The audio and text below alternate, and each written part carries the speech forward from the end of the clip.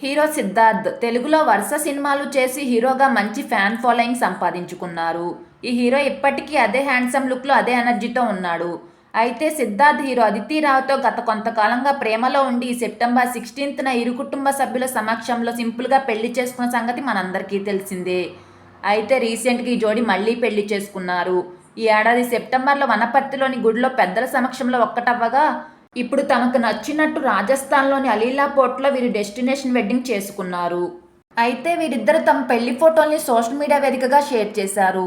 ఆ ఫొటోస్లో అదితి రెడ్ లెహంగాలో పెళ్లి కూతురి అలంకరణలో చాలా అద్భుతంగా ఉంది. సిద్ధార్థ్ కూడా పెళ్లి కొడుకుగా చాలా అందంగా కనిపించాడు. ప్రస్తుతం ఈ కపుల్ పెళ్లి ఫోటోలు నెట్టింట వైరల్ అవగా ఆ ఫొటోస్ చూసిన సినీ ప్రముఖులు తమకు కంగ్రాచులేషన్స్ తెలుపుతున్నారు.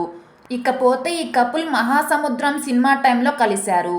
అప్పటి నుండి వీరి మధ్య పెరిగిన స్నేహం కాస్త ప్రేమగా మారి ఇప్పుడు పెళ్లి చేసుకున్నారు. ఇప్పటికే అదితి పూర్వీకుల ఆచారం ప్రకారం రంగనాథ స్వామి ఆలయంలో పెళ్లి చేసుకున్నారు. ఇప్పుడు వారిద్దరి కోరిక మేరకు రెండోసారి డెస్టినేషన్ వెడ్డింగ్ చేసుకున్నారు.